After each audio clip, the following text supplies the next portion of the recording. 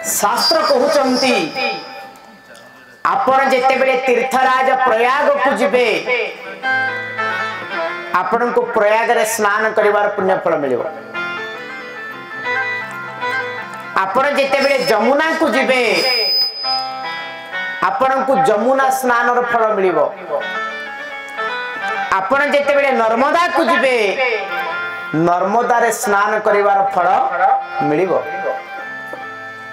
एमिति को तीर्थ अछि कोहंतु जोठी के पळेले सब तीर्थर फल मिलि जिवो।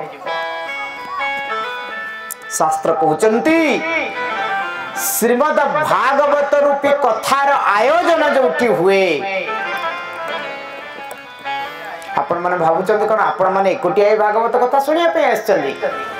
भागवतर महात्म्य संपर्क रे पद्म पुराण रे वर्णना आइचंती जोठी भगवानंकर कथार आयोजन हुए केवल मनीष माने आसंती नहीं सूक्ष्म रूप रे देवता माने आगमन करंती किन्नर मानंकर आगमन हुए गंधर्व मानंकर आगमन हुए शरीरी अशरीरी समस्तंकर आगमन भागवत कथारे हुए।